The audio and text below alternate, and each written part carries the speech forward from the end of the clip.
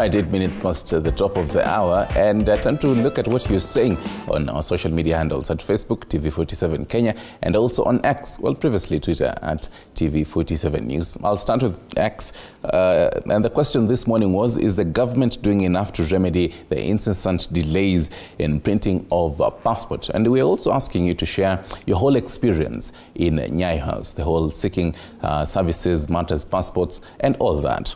And Joanti says, my children's passports have been at the printing stage since January. I hope they will be out soon, now that printing is being done 24/7. Francis Mageto, let them buy more of Kyocera printers. Sageka Wilson says, governments never do enough in anything. We just get along regime to regime. And Dawood, yes, working overtime weekends may yield some great results, but our trust in this government is declining day by day. And who else here says, Martin Mashari says, hiring private printers already appears like a rooming scandal. Let me take a look at what you're saying on Facebook here. The whole matters on will the whole changes in the whole delays of passports do enough, rather address this particular bottleneck. Stephen Onjeru says the job should be given to a company on contract basis. That way it will be faster and much easier for everyone. Yusuf Orlando, this Kenya is just corruption. Majala Rehema, no, we need our passports because we paid for the document. Mine almost a year, sahi haijatoka. And Majala Rehema really speaks for many, many Kenyans out here. Kevin Andiva, hawa watu ni mikora tu. Mercy Akpa says it's more hell-bent in dispatching people to heaven. Okay, and a final one here. Okay, a number of people, Dobias Mwoki says no, and Charles Oguyo says no. Keep your feedback coming at TV47 Kenya. That is on Facebook, on X at TV47 News. Remember, the question is, do you think government is doing enough to address delays in printing of passports? You can also share in your experience, the whole from getting into the whole Nyayo House and all that particular experience. Now, from matters, the whole feedback, we want to get into a very interesting conversation in matters sexually transmitted infections and fertility. How do these two really correlate? We just have the right mind and expert for that, so stick around.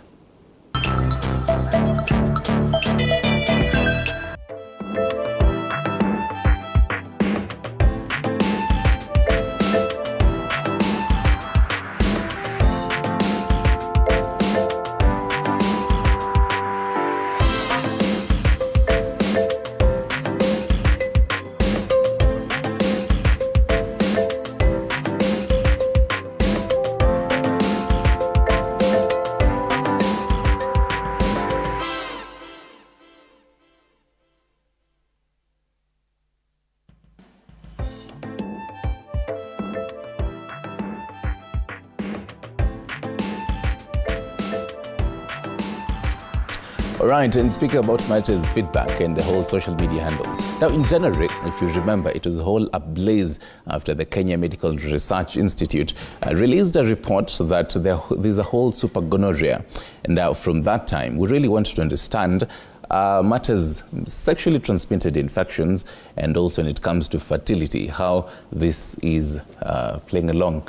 Limuki, I'm quite interested. Remember, in January, it was a whole discussion, the kind of memes, kind of all that matters, STIs. Yes.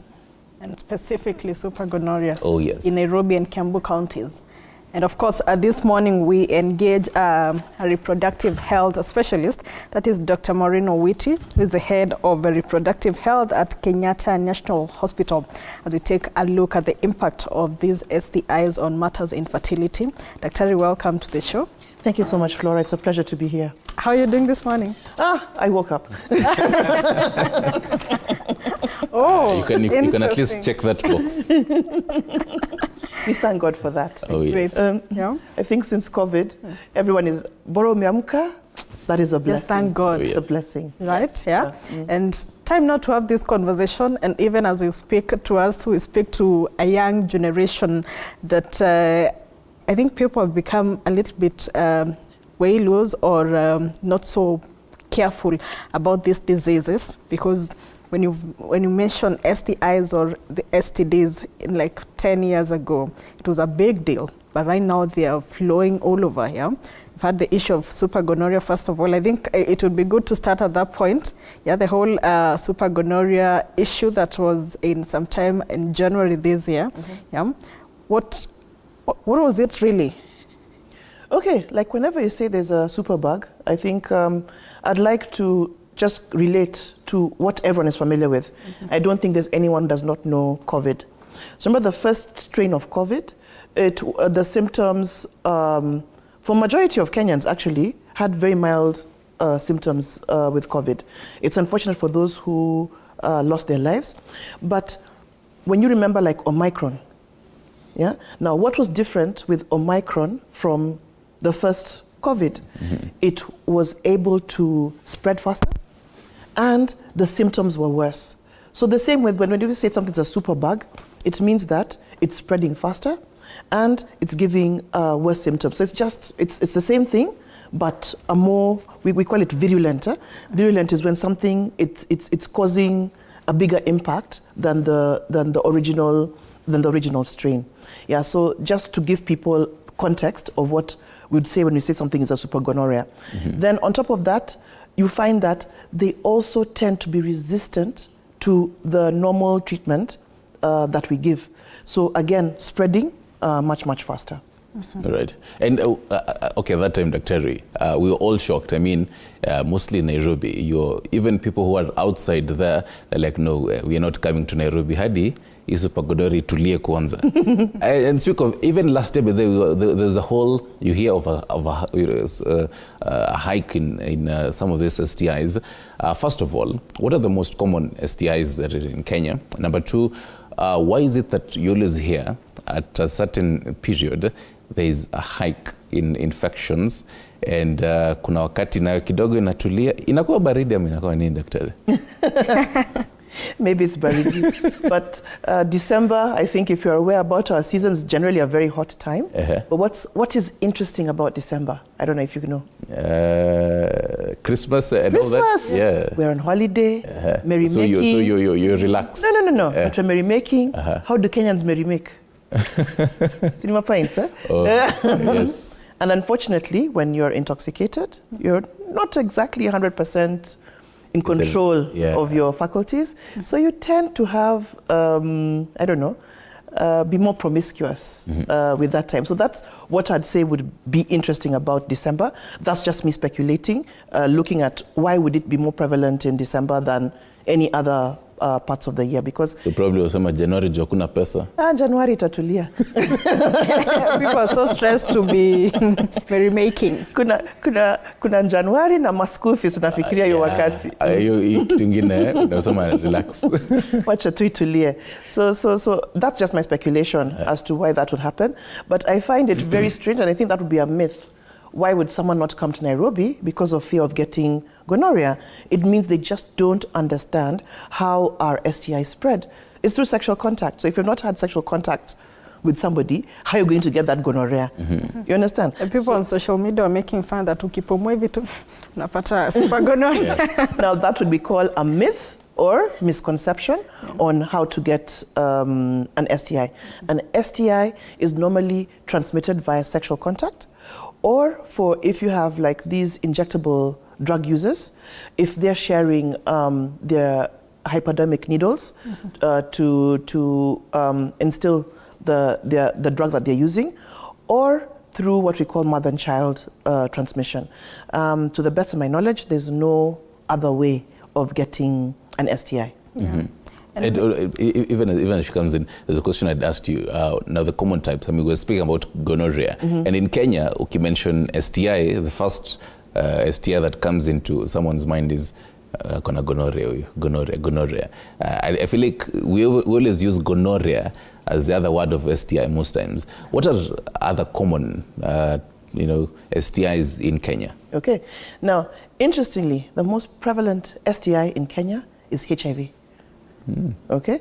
The seroprevalence generally in the community around the whole country has really come down to about 6%, but we have areas, so you look at Homa Bay, you look at the Coast Province, they can go above 20% the HIV prevalence. So again, same thing, transmission is via sexual contact. So I think we're going to just keep repeating that so that these myths of unapumua na unapata STI goes away.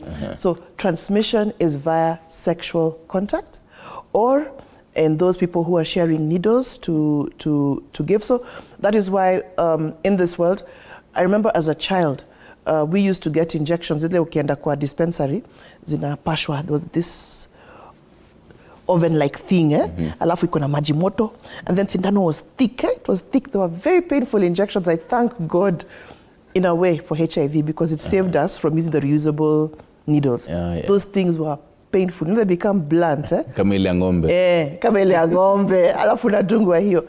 So we now have to use single-use needles, and those are part of the strategy of reducing transmission of things like HIV when HIV was a pandemic, okay?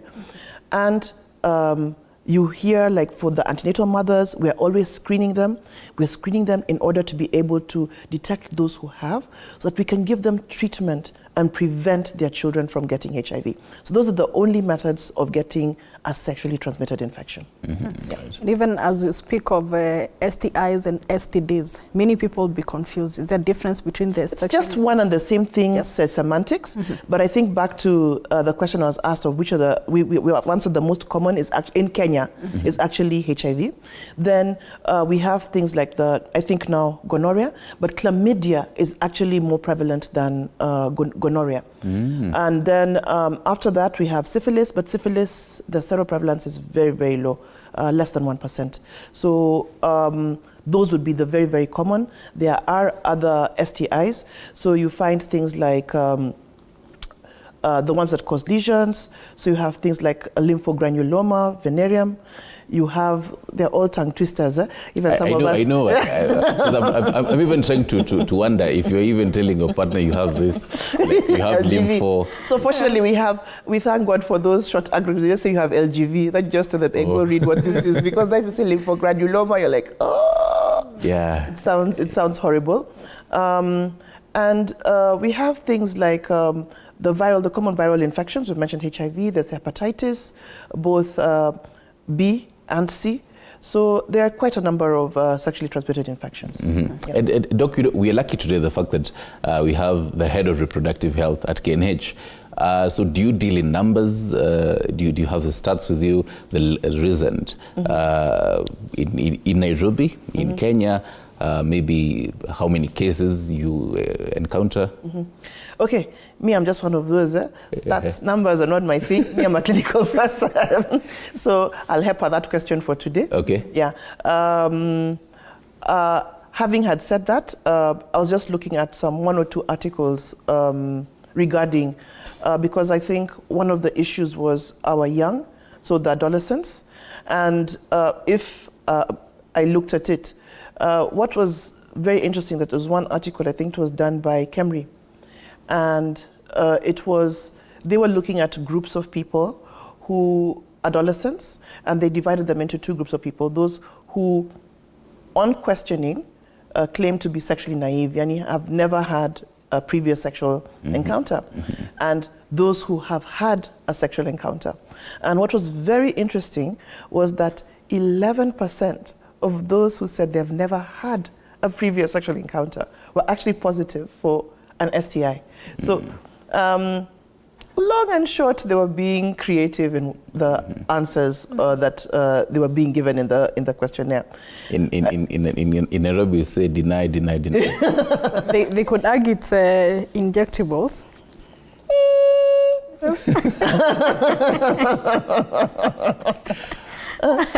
And mother to child would be a bit far-fetched, unless for a viral infection. Right. So you find for the viral infections, unfortunately, they're not curable. So things like the HIV, hepatitis, they're not curable. So those for mother to child would be something that you could carry lifelong. So if we're talking about HIV, but they were testing for chlamydia, gonorrhea, and syphilis. okay? They were testing for HIV, but that was a different cohort. And imagine 11% of people who said they have never had a sexual contact were positive for one of those 3 STIs.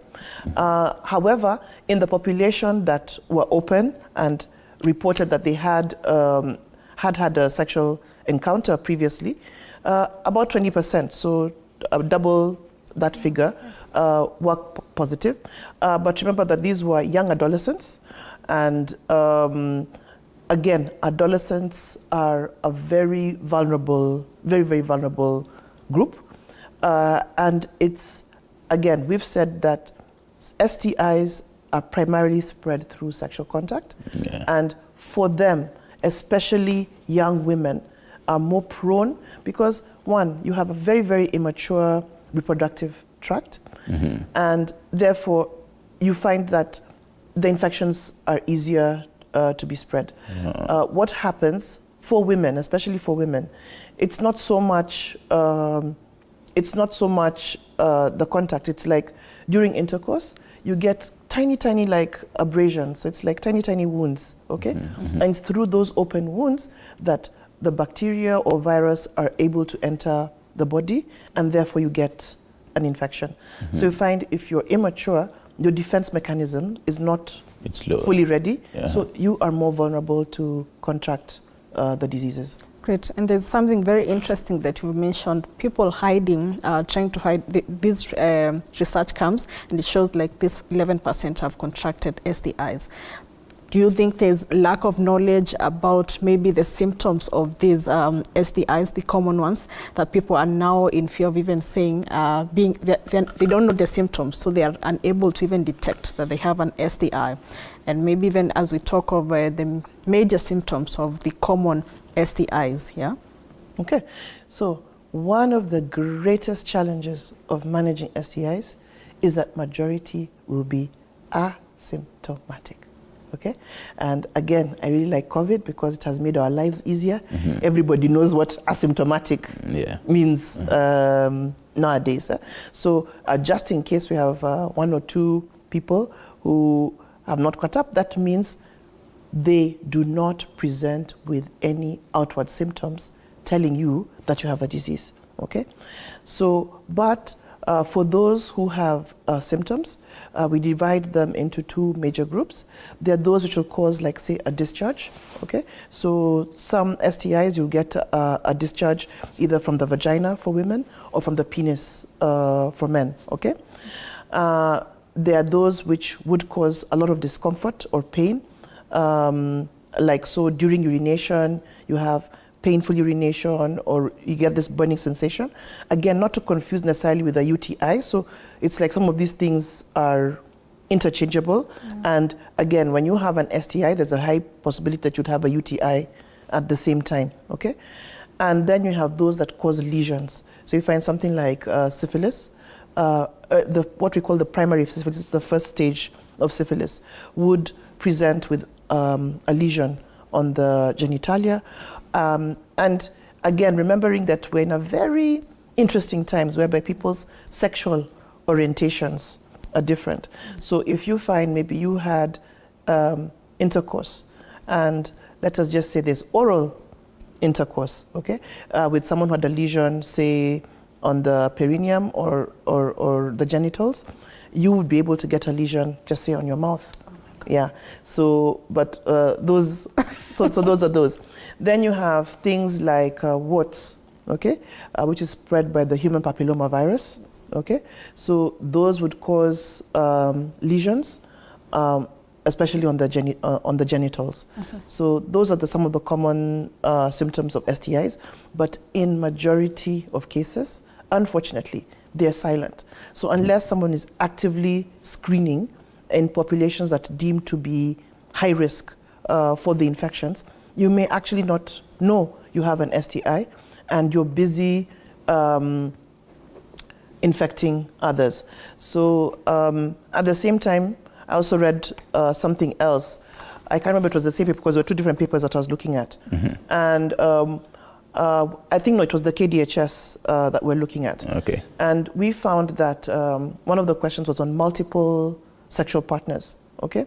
So you find that women who had multiple sexual partners, they tend to have, it's just 1 or 2. Whereas the men, they could have up to 7 sexual partners. Now, what is very, very sad for women, and for me, I'm speaking to women, not that I hate men, I don't hate men.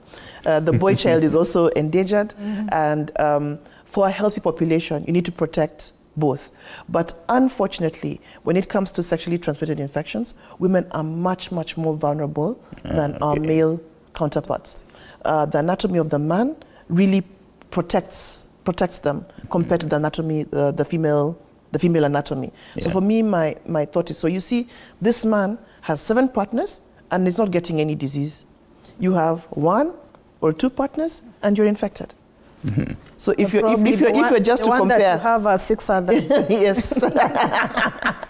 So if you are to compare, as in just talking about it broadly, of course, I don't think all men are Mafisi. Not all of them are Team Mafisi, but I'm sure there are many responsible men out there. True. But it's just really, really understanding that for the men, and it was an average figure. So definitely there was that man who had a single partner, and obviously for them to have reached 7, there's that person who has 20, 30 different sexual partners. So again, back to the women. So in as much as we may have multiple sexual partners, we don't have like all over the place. And again, I've said your anatomy is going to predispose you to getting the infection. So please, please, please, we can always protect ourselves. Okay. And even as you continue, Dr. I'm curious. All these STIs that you mentioned, is it all of them that can cause infertility? Are there some that, you shouldn't be worried that if you have it, you might be infertile? Okay. So I like the ones that you mentioned. You talked about gonorrhea, we've talked about chlamydia, and we've talked about syphilis. Okay. HIV for fertility would not necessarily make you be infertile. It would maybe affect your treatment. But remember, like the moment you have HIV, you're more predisposed to contracting the other STIs because they have the same risk factors. It's through sexual contact. So there's nothing saying that because you have gonorrhea, you can't have HIV. But quite interestingly, for in that study that we're talking about, for chlamydia, gonorrhea, and syphilis, majority of people who had only had one. Very few had like gonorrhea and syphilis at the same time, or chlamydia and gonorrhea at the same time. However, it could be prevalent that you have HIV with any of these others. Remember we said HIV has the highest prevalence. But in terms of infertility, the ones that would really, really affect would be chlamydia. And just the other day, we were in theater, and one of the things we do for infertility is we're able to do surgery for very young patients, for very, very young patients who have time and are not able to afford other treatment modalities.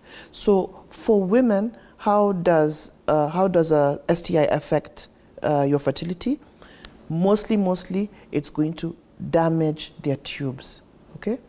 And when it damages their tubes, it means that there's no communication, because in a natural act of intercourse, what happens is that semen will be deposited in the vagina, and the sperm will swim up the reproductive tract into the uterus, into the tubes. The egg gets ovulated and swims into the tubes, and they generally actually meet in the tube. So if you find something has damaged either the lining of the tube or the lining of the uterus, what we call the endometrium, and that's what STIs do. They damage those particular linings. Even if fertilization takes place, we're not going to have implantation. Okay, so pregnancy is just not fertilization. Okay, the fertilization has to take place, the implantation has to take place, and the fetus for the embryo or fetus to grow. So if these linings are damaged, you find the implantation process is impaired with.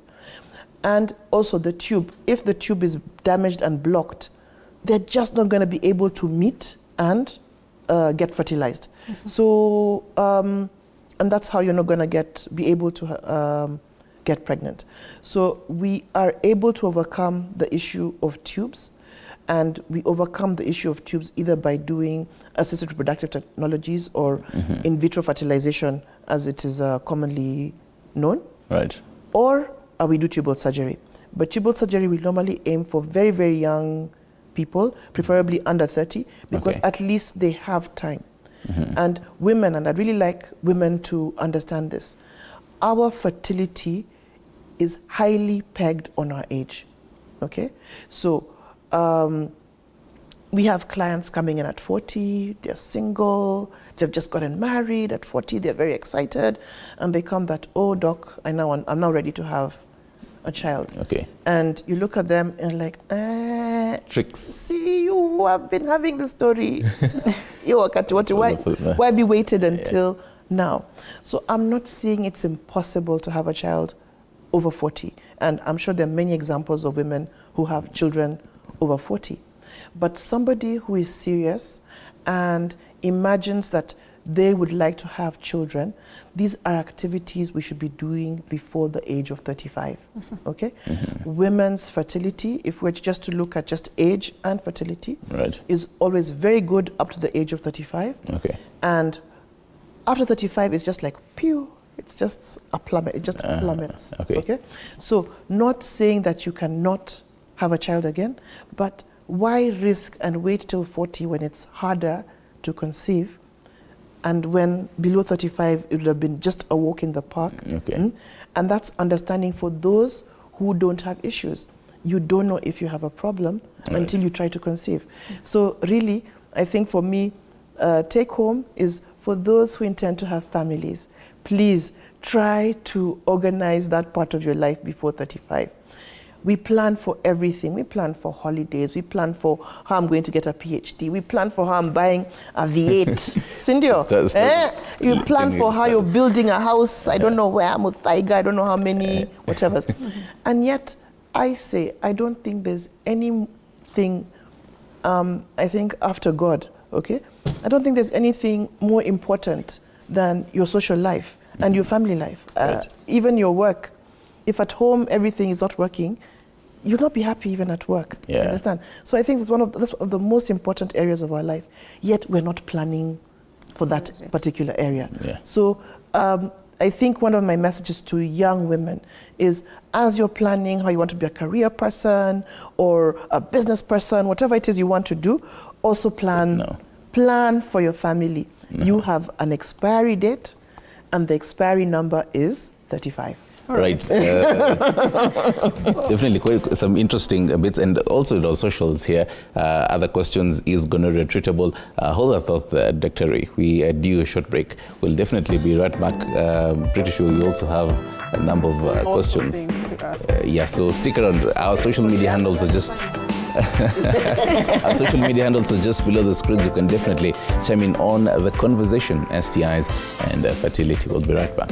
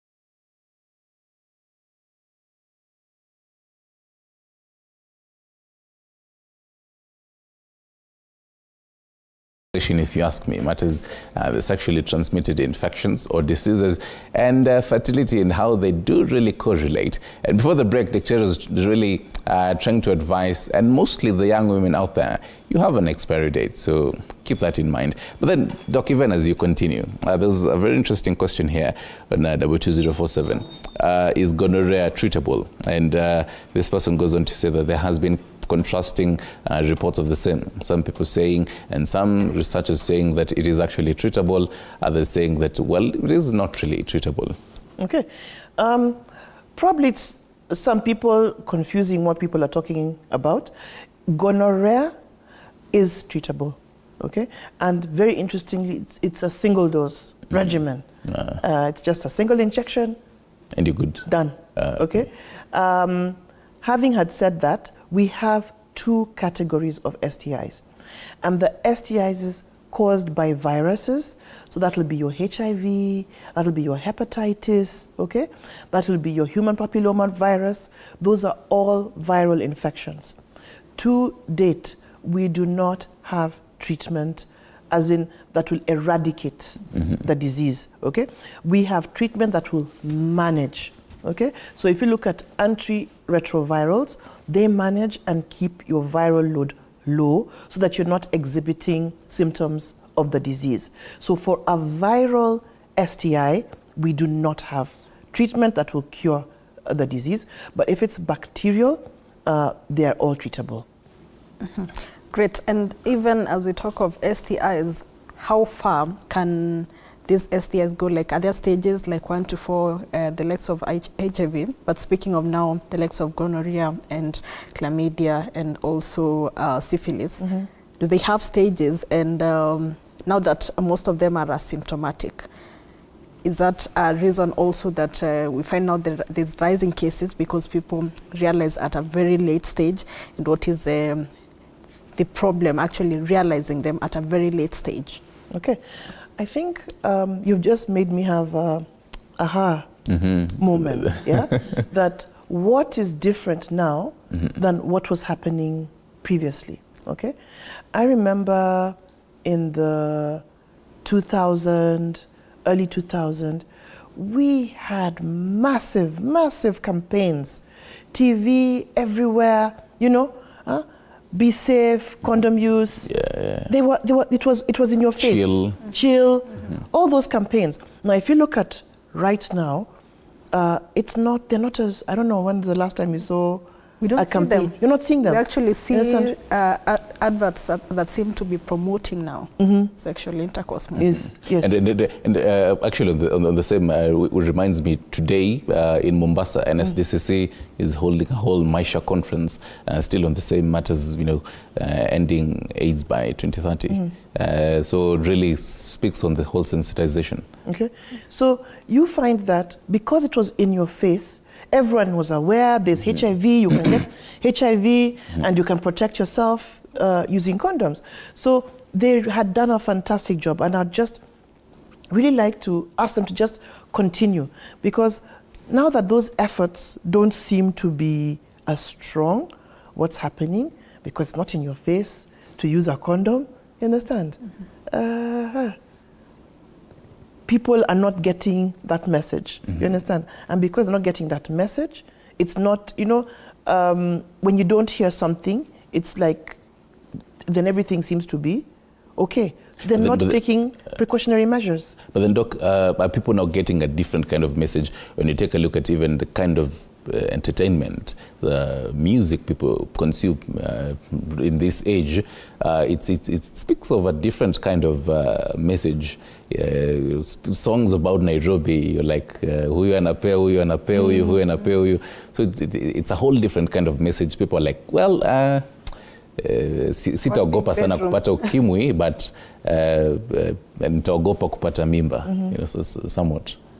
Okay, and it really goes to the mentality of people, and it is true that the young generation are actually more scared of a pregnancy than getting an STI or HIV, okay? So, and it's very unfortunate that a pregnancy for me is something beautiful, but it's something that should be done when you're ready. So I think maybe we should use what their fears are, that if you don't protect yourself, you'll get pregnant, and really, really drum that message home of what are our prevention strategies. It's very easy. It's our ABC. A stands for abstinence. So that will be the message we really give to the young population. I'm not going to go to a room of 11-year-olds and tell them use condoms.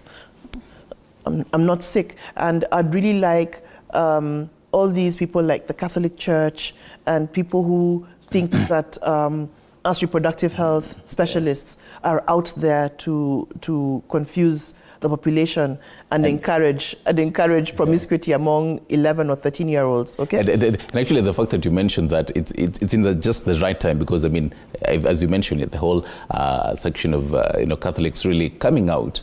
And I remember even last week we were taking a look at one of the cartoons, I believe it is on Taifa Leo, and speaking of parents here, really saying, should we be teaching these children about safe sex? And the children are there sitting in front of the TV, actually watching a clip on matters safe sex. So how, from where you sit, how best now can this be done? Because I remember back then we were taught about HIV and all this, but then now when you're teaching young children, even in this new education system, how do you teach them about safe sex, really? So, as I said, it's the messaging that we are given. I'm very aware in the curriculum, they do have the HIV, AIDS, the STI. My daughter is in standard 8 at the moment, so it's some of the things that she's really studying. She's like, Mom, what's this? And I'm like, okay, it's this. So the curriculum provides for it, but does the curriculum really go into how do we prevent ourselves? So I think it'll just be how to empower our teachers, because thankfully, due to all the initiatives on free primary education, at least majority of children have access to schools, okay? Even if not all, but that's where they are. And we really need to empower our educators on how to pass this message effectively in a manner that's palatable to the young children. And unfortunately, you find that there are a lot of people who are against sex education in schools, but they don't understand that when we're talking about this, we are empowering the children on how to prevent themselves. You don't want your children to be empowered. The same people, their kids have phones, okay? Are you with your children 24 hours a day? And even if your children don't have phones, they know somebody else who does. They go to the neighbor's place. They have, I think for a long time, I was against giving my children a phone. And then one day you come and you hear the child singing a song and you're like, hey. You must care. Hey, so that for me was the wake-up call that, you're refusing, but they actually still have access to that information. Oh, yes. Whether it's in school, and majority is in school, whether it's in the neighborhood, they have access. So you'll be there thinking, oh, my child is holy, nampeleka kanisa, tunaenda VBS, tunafanya, all the things you feel as a responsible parent you should do. But they have access to all this information. So you need to empower your children to deal with the challenges that they are going to face. And if you don't empower them, we are going to do what happened during the COVID pandemic. The increase in the amount of teenage pregnancies was ridiculous. Oh, yes. 3,000 children in a small constituency, teenagers pregnant. There's need to create more awareness on that, really. Huh? It's madness. Of course, there are many, many underlying issues. One of the biggest being poverty. And you find, because of that, young girls are either lured, because I don't expect anyone is going to lure my daughter with a sweet or chips. She can buy her own sweet and chips. You understand? You need to have a different strategy for her. But people are being, I think in the news we saw about the girl in Kisumu who was trading her body to buy pads. Okay, so it's challenging, but we really need, so what type of information did this girl need, putting herself at risk of all the STIs, getting pregnant, and unfortunately, most of these girls, they get pregnant, it's almost, I'm dropping out of school, and yes. it's the end of their life. It's very few people who have that supportive background that will say, look, you made a mistake, we still love you, and we're going to support you to be who you are supposed to be in life. And even in families where they do have the capacity, some people is like, you've embarrassed the family, and they ostracize the child. So most African setup. Yes, yes. So to really get that supportive background is not that common. So they're left to NGOs to look after them, and not the social support that they really need, which is their family. Right. So it's a challenging situation, but we need to get that news out there. That and I've always wondered why a person who never wants to be pregnant, a single sexual act, and they're always pregnant. I've never understood that story. Story. Okay? Yeah. Yet you have married couple, married 10 years, trying left, right. Then I've gone to Mtishamba, I've gone to see Dr. Witi. Yes. They've traveled to, I don't know, South Africa, India, looking for treatment, and they can't be able to get a child. Yes. So I have never understood whether, is it when we're ovulating, we release some hormones that attract men, and the man now wants to, you know, I've never understood it. Great. And even as we speak matters pregnancy and STIs, how they're linked to STIs, some of these prevalent STIs, and when someone now you've conceived, so at what point or how do these STIs now affect the fetus during the time of giving birth? Okay, so we have some STIs that will cause problems directly to the baby. So you find like syphilis being one of them. Syphilis, if you look at the fourth stage of syphilis, something that can affect even the brain. So you find that even the neurodevelopment of the fetus, your brain is you, technically. So if there's an impairment there, it's going to be a big problem. There's some associated cardiac abnormalities because of having the infection. Then you find like gonorrhea. If a mother has gonorrhea and the baby is born, you always see, like, whenever babies are born, we always instill some ointment into the eyes, what we call the TEO, okay? And that is to prevent, you can get the infection in the eyes. So you find like things like gonorrhea, they, remember we talked about epithelium, they affect epithelia. So for the babies, their eyes are vulnerable. So we always instill that to prevent. Okay. And then you find, like with HIV, as we said, it's not curable. A baby born with HIV is going to be HIV positive all their lives. And we all know, fourth stage of HIV, you get all sorts of things from cancers and severe immunosuppression, which thankfully, I remember in the 2000s when I just graduated from med school. At that time, ARVs had not yet come, or if they had come, they were just very, very new, and nobody had access, because remember, like when they initially came, the pharmaceutical companies that made it had a patent, and they were not willing to share it for the good of other people. It took the WHO and international community to say that, look, this is a pandemic, and we need to look at the patent and give it to other people so they have access to care. So we didn't have programs. So anyone with HIV, it was a sentence. So I vividly remember those wards.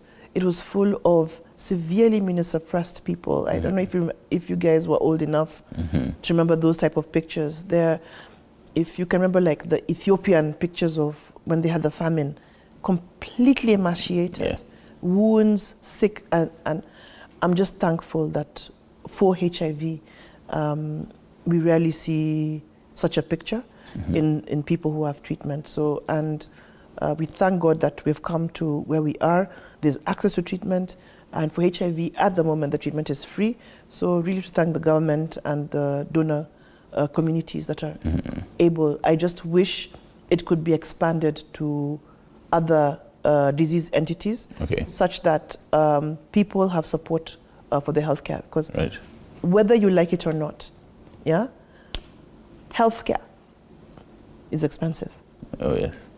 Good healthcare is very expensive. And now that you mentioned that, Doc, and people here on our socials really want us to get practical on this. When you mention STI, this person knows at the back of the mind that yesterday they were somewhere. They were probably in Thika. Well, let's say Thika ndio kwa NASA. So they were in Thika, alafu wamerudi. And now they have they're feeling some symptoms in their body. So real quick, they go to Dr. Google and they try to search these symptoms. Do they match what I'm feeling? How do you even react to when probably you know that you have symptoms, or you have a feeling that you have particular symptoms of any of these STIs? Okay. So the best thing to do, you have had unprotected intercourse, would be see a health provider. So the analogy I would give is like how we manage people who have had survivors of what we call the gender-based violence. Okay. So in that algorithm, when a woman comes, we're going to give them something to help prevent a pregnancy, and we give them drugs to also help prevent them getting an STI. So in Kenya, we more or less, you find that the testing algorithms, we don't have a strong lab support for that. So we do what is called syndromic management. So we look at what the person's telling us, and we just give them treatment based on the algorithm that we have. Right. Yeah. And so the time frame now, because this person again knows they had unprotected sex all the way from Thika, alafu mekasi kama mbili tatu, and well, they're still feeling, and it's actually really building up in their body. What's the time frame after maybe you probably start feeling the symptoms? Is there a time frame that you should actually now immediately see a medical practitioner? Okay, as I've said, unprotected intercourse, you're at risk, okay? And in healthcare, prevention is always better than cure, okay? So if you feel you're at risk, still see a healthcare provider. We'll give you medicine to help prevent you getting the infection, okay? However, each disease has its own incubation period, and it ranges anything from 3 days to even up to 3 months. Remember, the window period for HIV is about 3 months, okay? So, as we've said, prevention is always better than cure. So, again, the algorithm, which would be very easy for me to say, which would be similar, would be like the one